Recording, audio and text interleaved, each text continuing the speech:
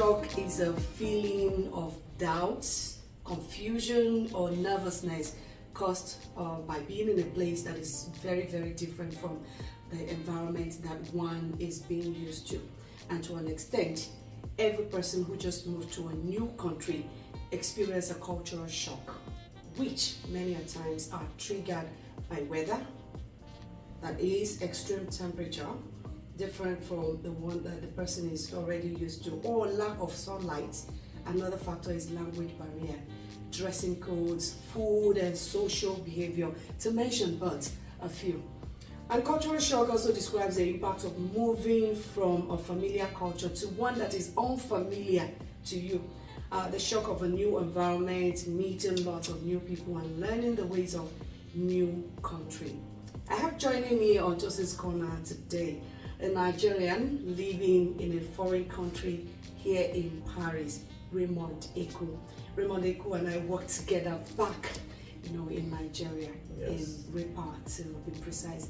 And we are here to talk to you about culture shock for those who may find themselves out of, Nigeria. Probably experiencing the same thing. Probably someone experiencing it, or someone who, is yet to experience, so that you know what to prepare for. Okay. So, Raymond, thank you so much for joining me. Thank you for having me. All right. So, how was it moving here in Paris? Could you describe the feelings? Were you excited, or was it kind of mixed feelings for you? Describe the feeling for us. Well, I would say it was a mixed feeling. I was excited to take on a new city. And of course, it was the first time I was going to travel internationally. I hadn't traveled internationally before. So it was actually going to be a very, very new experience. But I was going to leave a lot of people behind. That night. I didn't sleep that night. As a matter of fact, I folded my clothes. I kept everything that I needed, and made sure that everything I needed was in check. But there was something I forgot to do: change the money I was going to spend. Oh. So how were you able to cope with that? I had to change it at the airport. And it was quite. It was a mistake I don't think I'll ever make again. And you are also advising people not yes, to please don't ever change do that. your money. Go to Aboki, go to Zofo. So now you're doing advice for your bookies, the bureau de change. Yes, people. go make sure you change your money before you travel. It's important you do that. Eventually coming was great. But the reason why I would say I had mixed feelings was because at some point I became lonely because I'm far away from home, and the people that I was used to seeing on a daily basis, all of a sudden I had to cut communication with them. So I'm basically starting all over again, living with a couple of people that I've never known all my life. And of course the language barrier was there as well. So it was quite difficult trying to adapt to this new situation, but eventually I was able to overcome. So that's why I was eventually you're able to overcome. So now you mentioned something earlier on loneliness. Yes. Sometimes lead to depression. Sure. Which some persons don't even know. I've known some persons who slipped in and out of depression, like what we're talking about, culture shock. So were you trying to say you were depressed at I wouldn't call it depression. I was really lonely, but I wasn't slipping into that state of depression, because it was one thing I always told myself: if I was with family, what would they want me to do? How would they want me to live my life? So I always tried as much as I could to find the best situation, even in circumstances that were beyond my control. A good example of circumstances that were beyond my control was COVID, because I literally came right in the middle of the pandemic. So it was a very tough time. We were given these vouchers that will allow you to walk around for maybe just 150 kilometers around your house. So you couldn't really go out that much. You could just go out to the supermarket. And that also contributed to the loneliness. Exactly. You can also do window shopping, all those things can at least lift your spirit. Okay, so let's talk about, did you learn how to speak French, before moving down here? Yes, I started learning how to speak French actually right after secondary school. My mom was so kind as to make sure that I had to get some background knowledge in the language, and then I didn't know I was going to need it, years after. But I spent at least a year and a half just going to French school. And then I dropped it because I didn't need it. I went to university, and then after university, I worked for a couple of years. And then when it was certain that I was going to move here, finally, I had to pick it up again and brush it up. By the way, my mom speaks and teaches French, so that kind of encouraged me. Yeah. So I did it for about maybe 5 months before I moved here. But when I moved here, I realized that the French I'd been learning is quite different from the French that is spoken here. It's always. Exactly, because the Parisians speak very, very fast. So that was something that I had to, deliberately put my mind down to learn. The mannerisms in which they spoke, the phrases that they use, common phrases. And my sister helped a lot in this situation because, for example, when I was living with her, she would leave the TV on literally every other day. Daytime, nighttime, the TV was always on. So I didn't know I was getting subliminal messages without even knowing it. I was getting messages that I would use, in everyday conversation, and that has helped in improving my language abilities. Okay, so I wouldn't say that you learned it from the scratch now. So, well, how was it, brushing up your French, the ones you already learned, or back then in Nigeria? Yeah, I think for me it's just practice. That's the most important thing for any language speaker. Practice, you say, makes perfect, because you can learn as much as you can by a textbook or maybe with a Duolingo app, for example. But if you don't get to practice it with another person, your learning is as good as no good, because you're just having that knowledge and you're not able to express yourself. So it's important that whatever it is you learn, whatever it is you imbibe, you're able to express it with your friends. Start with people around you. You go out, say bonjour, qu'est-ce que je peux faire, je veux acheter quelque chose. You just have to try. You want to buy something, go out and try and purchase something on your own in French, make an order in French, and check out all of these things. You can use DeepL, for example, which is a good translation app. And then there's several other great ones you can use as well. Okay, all right. So, as a non-French speaker, how was the reception like? When you are learning a language, really, there are some accents of course that puts you on the edge, that exposes you that this person is just. How was the reception like, and how were you able to overcome the challenges? It was horrible. It was horrible the first time I tried, because I wasn't originally in Paris. I was in Marseille, which is in the south of France, and there you have two people that exist. The only two people that exist: the Arabs and the French, right?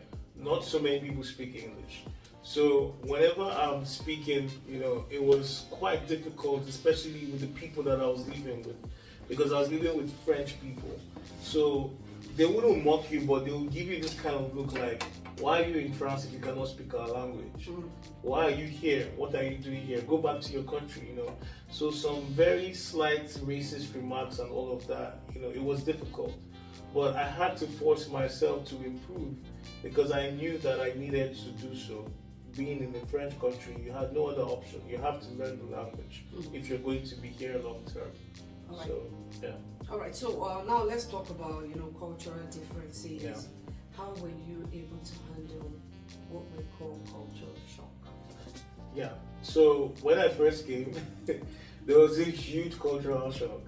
A very, very huge cultural shock, because I'm Nigerian. I was born and raised in Nigeria, and then moving over to, and I'd never traveled to any other country like internationally. So this was my first international experience.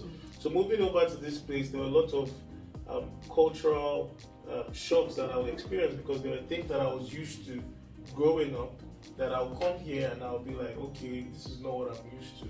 But what is all this? Crossing the road, the zebra crossing. It was crazy. I would stop by the roadside, and then I'm with one of my roommates, and I'm literally running, trying to cross the road. And she's like, why are you running? The sign says red, which is stop. If it's green, you can move. And I'm like, no, you don't understand. Like, we have to move fast so that another car will not jam us and things like that. And I eventually had to learn that. I had to unlearn what I also experienced yeah, that. And then I told you that you have to slow down, because here people actually respect the traffic laws. You know, they understand, for example, when the pedestrian has the right of way, even when the bike person, you know, the person that's cycling on the bicycle has the right of way. So everyone respects the laws here, and that's why, you know, there's rule of law, and people, you know, have to abide by these things. So, and there are a lot of bikes here. The commuters tend to use more of bicycles. Yeah. Do you? No, I rarely take bicycles. I walk. I mean, there are places too that you can walk for a long distance. But yeah, once in a while when I just want to, I think I do it more for leisure than trying to go to work, because there are people that every single day, yes, that's how they go to work. Yeah. Can you see? I'm limping. I went practically. I spent the entire day on a trip. Raymond took me, you know, across. Where did we go to? We went to the Loire Valley. Okay, we tasted wine. Yeah, it was a wine tasting tour to the Loire Valley. The Loire Valley is actually the largest concentration of chateaux in the whole of France. We have over 1,000 chateaux. The chateaux are castles, right? Castles, yeah, that's what they mean. And then of course, it takes its name from the Loire River, which is also the longest river in the whole of France, about 1,012 kilometers long. And we had an amazing time. We had an amazing time, but right now I am wounded. I am like a wounded lion. I'm actually limping, you know. It was worth it. I know I will get over it. I will heal from the damage of having to walk miles. You know, it was like we had like 3 stops and yeah, but you're in France, you know. We walked. How many hours? We spent almost 3 hours on the move, right? It was about 3.5 hours. So I actually did have a nice time, and I'm so glad you did. Few friends, you know, made. Did you really make some new friends, or you were just trying to pass time? No, I actually, and they spoke to me first because I wouldn't want to pass my boundary, you know. So yeah, let's see. Yeah. All right. Well, I'm happy for you. I mean, that's what life is all about. Exactly. Socializing, meeting people. When I got here, I noticed something. Like when I called you that I was around, you gave me a time. You gave me 8 p.m. Yeah. And I was like, would that be too late? You know? I was also considering you know, going back, you know, and all that. And you were like, no, that's Paris is the city of lights. The city that never sleeps. You know, and all that. So it was actually evident when it was like 10 o'clock and what is it by the time now? I would like to open the blind. You know, it was very evident when. Could you help me shift the blind? Yeah. Well, what's it by the time now? Let me check the time. This is to 11. Yeah, this 11 is about almost 11 p.m. 11 p.m. right now. All right. Can you see how outside is? Yeah. Well, it's just beginning to get dark. It's just beginning to get dark at 11 p.m. So the thing is, right now we're getting into summer, so we have longer days and shorter nights. So that's exactly what's going on. Okay. Yeah, so 8 p.m. is still very, very clear as day. You have the sunlight. So that's why she was scared. And I told her, no, you can't be worried about. Do you guys get to sleep at all? I live here, so I know how it goes. Do you guys get to sleep? Oh, I do get to sleep. I mean, I sleep in snatches. I sleep because of what I do, the work I do. I wake up by like 5 a.m. and sometimes I sleep by like 12:30.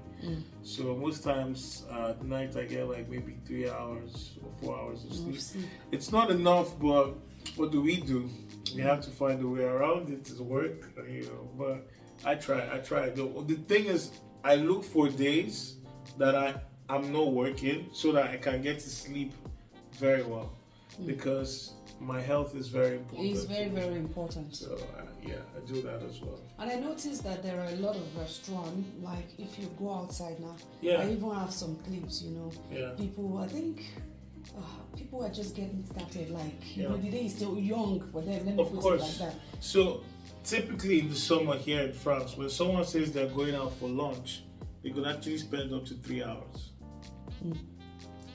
trying to eat. It's perfectly normal. So when people go out, for example, for dinner, or they just want to hang out and have drinks, they could be there for like 2-3 hours and they're just chatting away, ordering more drinks and more wine or whatever it is that they're on.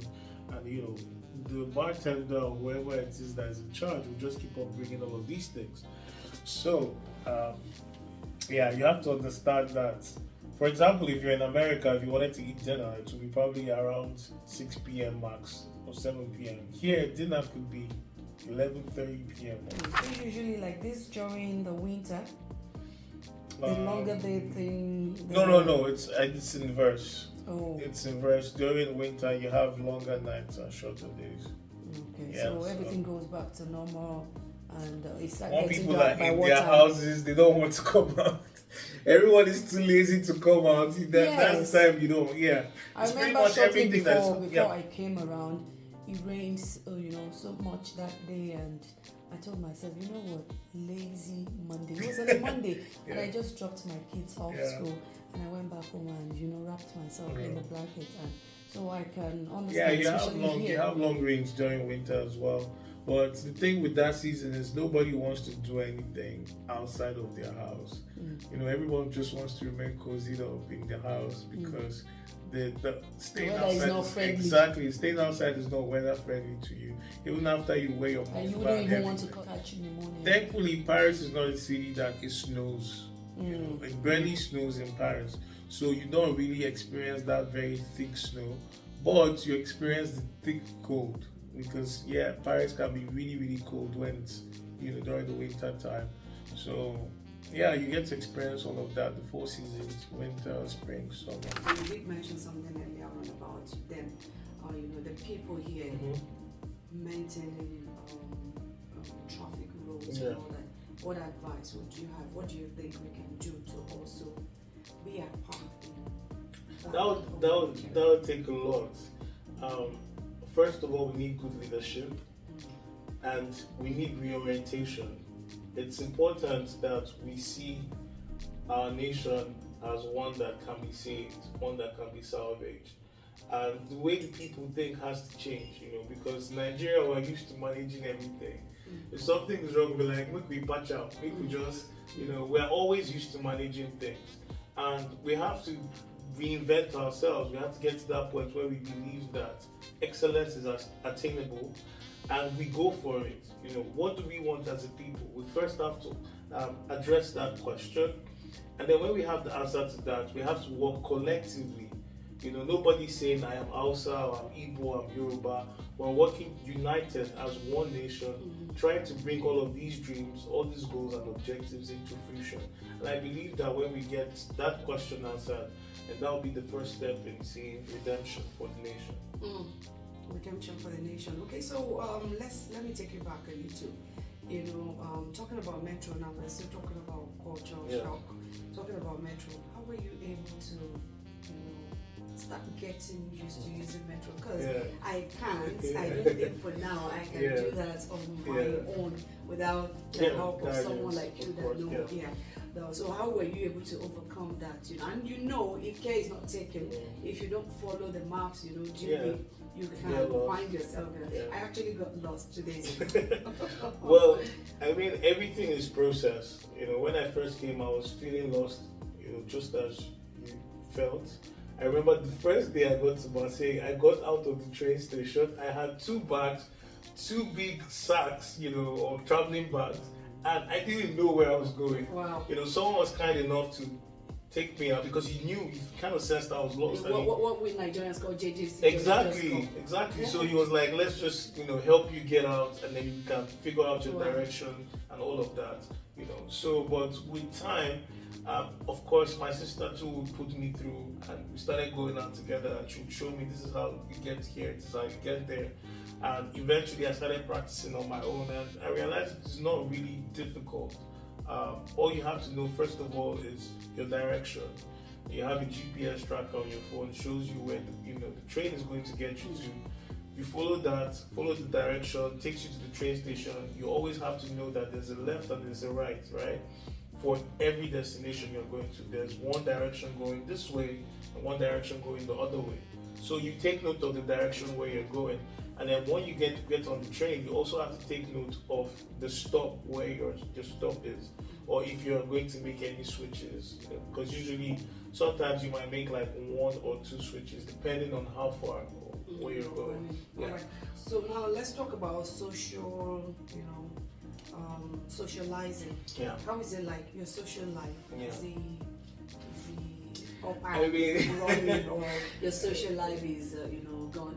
Remember, Yeah. all work and no play. Yeah. It makes dark and all. Yeah. So how do you socialize here? I try to have a good work-life balance, and I think for me it's very important because you can get really consumed by work here if you're not careful.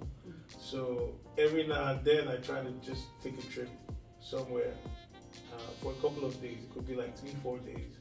And just zone out from the whole work mode. And that's what something that we Nigerians, Yes. many of us, Yes. do not imbibe. That's one Yeah. culture that we do not imbibe. Yeah, it's very And we important. continue with burnout. Yes. I think it's very important for your mental health and also for your physical health as well. Just being able to relax without thinking about all the daily pressures of life and the things that might want to weigh you down is very important. And usually when I come back from those kind of trips, I'm actually very, very refreshed, energized, ready to go for another couple of months or till when I decide I want to travel again. So for those who think that involves a lot of phones, some persons will be like, by the time they do the calculations, I'll be spending much. I think let me go next year. Yeah. Is it really expensive to travel? Well, if you live here in Europe, I don't think it's so expensive to travel out. I mean, if you're working, of course, you definitely have a budget. And another thing that some people need to know back home is that people plan their trips a long time before the trips actually happen. So you already know that by next year you have your holiday from this day to that day within a particular month. You can go ahead and book your hotel or make your reservations for your flight, and that way it's not super expensive. So instead of you spending up to like maybe 300 to 500 euros, you end up spending less than 300, for example. With Early planning. Right? Any That's what we're planning, talking yes, about. is necessary. You do that, so that way you're able to incorporate all of these details and you're able to have a great time. Okay, so let's not talk about the Jackma syndrome. Jagba. Do you still sing? I had to put a break. I had to give that a break. But who knows? Let's see what the future brings. I mean, we might decide to go back into it. Exactly. So now let's talk about the Jackma syndrome. What would be your advice to people who are planning on relocating? As in regards to culture shock, what they should expect and what they should do to be able to surmount that. Well, for whatever culture shock you would experience, I want you to know that it's perfectly normal. Like, don't beat yourself up. For example, if you come here and you see yourself calculating in Naira, when I go to the store, don't beat yourself up. When I go to the store, Yes. like, okay, 10 euro. And I carry my calculator, I'm just like, I don't even care. Yeah. I do my calculation. Yeah. No, it's not worth it. 100 Yeah. Don't beat yourself up because we all pass through that level as well. It's perfectly normal for you to think like that. I mean, I remember the first time I came here, I wouldn't even cut my hair for like 3 months. Yeah, because How I much was is it to have an haircut? Oh, well, it depends on where you go to. But where I go to, I'm lucky enough to have discovered somewhere nice. He's a Nigerian barber, so he collects 10 euros, which I think is okay. But when I first came, I didn't really know about Nigerian barbers or non-Nigerian. Like, I went to an Algerian barber. And you cut your hair instead of Yes. cutting your hair. No, your hair. no, so let me tell you what happened. It was funny because I had never experienced anything like this before. He said that it was, I think, maybe 20 euros, right? And 15 euros was for my top, which is this, and then 5 euros was for shaving below. I had never experienced anything like that. You In barb, my right? life, yeah, because when you go to barb, everything is all encompassing. So it was really weird to me. It's like, no, that's how we do it. I'm like, no, this doesn't make sense. But eventually, when I discovered Nigerian barb, I was like, no, we barb everything. Some persons I'm like, even resort to what does that mean? shaving stick Yeah. or razor blade. It just didn't make any sense to me. So when I discovered that, there are African barbers and Nigerian barbers here as well, I'm like, why would I go to someone that doesn't even understand my skin color properly, to know how to barb me properly, I'm supposed to go into someone that knows me, as a Nigerian, so you know the kind of haircut to give me. So that helped, and eventually would switch. I've not changed since then. Okay. I've remained faithful to my Nigerian barbers. Shout out to the Nigerian barbers. You guys are doing a great job. Thank you for keeping me looking fly every single time. Yeah. All right. So now let's talk about food. Yeah. It's part of things that can cause, like myself now, I'm already tired of the junks. I love Nigeria. But you enjoy the kebab. Kebab, yes, I did. Okay. So how was it for you, and how do you get? Are there times that you kind of crave for Nigerian meals? Oh yes. I crave Nigerian meals literally almost all the time. Nigeria. I'm proudly Nigerian. I tell anyone that cares to know about me. That's the first thing I say. My name is Raymond. I'm from Nigeria. I say it literally almost all the time. So I miss Nigerian food, and it's sad. I'm not a great cook. I must confess, I'm not such a great cook. So, but anytime I get the chance to eat at a gathering or maybe at a restaurant that has Nigerian food, I'm super excited. I want to try everything. Whatever the swallow is, I'm down. Egusi, ogbono, pounded yam, whatever it is. Quite pricey here. Yeah, it could be pricey. It depends on where you go to. But sometimes in some places they're actually not so pricey. We have some areas where you have predominantly Africans. A place, for example, in Paris that is famous for that is Chateau Rouge. We have another place called Chateau d'Eau. All those places are around the same area, Saint-Denis area.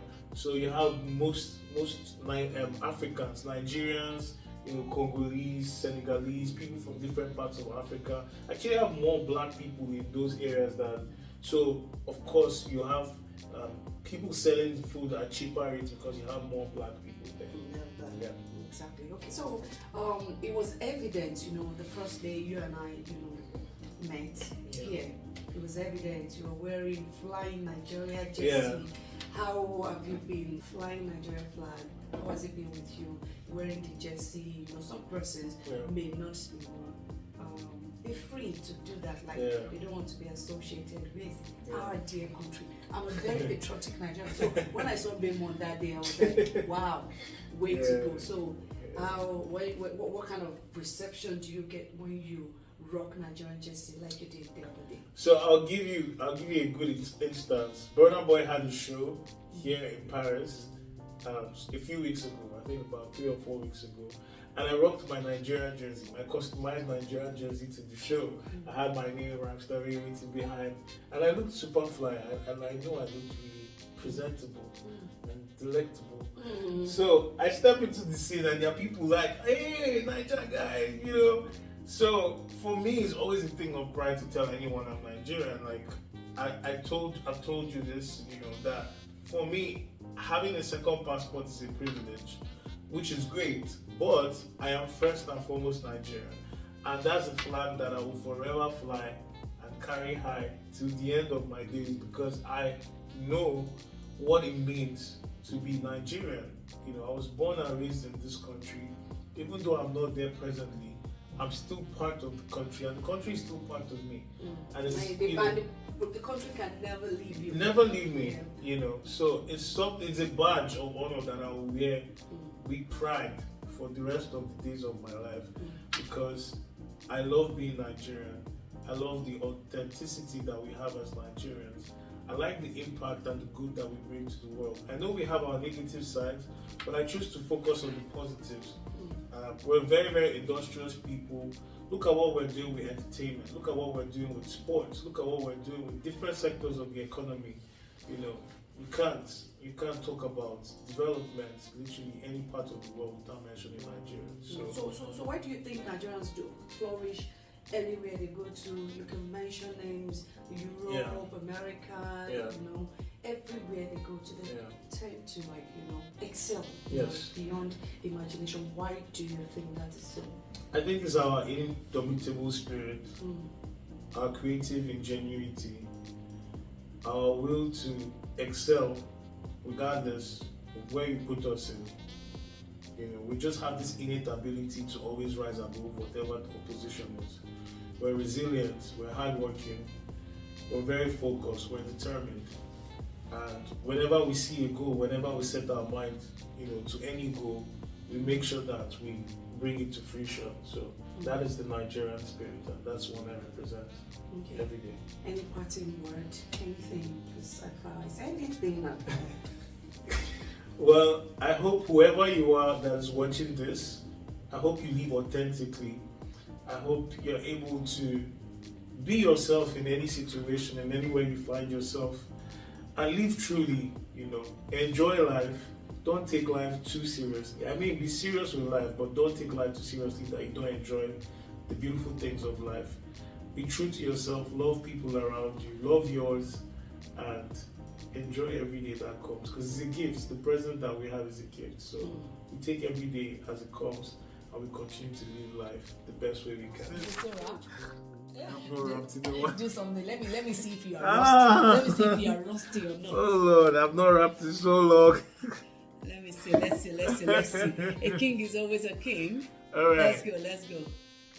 Made in the Z-Mate, so fresh, no my passwords daddy like C-Wage, that's E-Ways. He has given me the privilege to re-embark on the new page. The anointing gives me leverage, cause I've been saved and I've been changed. Ain't there yet, but I'm developing like D8, homie, that feels great. This is Rhymester Ray, and I'm here to let you know that you are onto the very best things in sliced bread.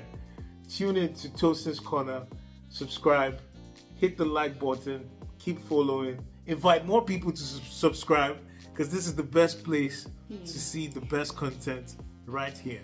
Thank you. I'm blushing. Let me see. Did I? No, I can't blush.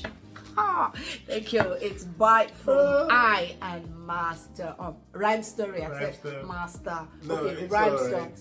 It's. I have my master's degree right now, so I can be called master as well. Can you imagine? All right. That Thank you. It's a bye from both of us. Thank you so much Toodles. for watching.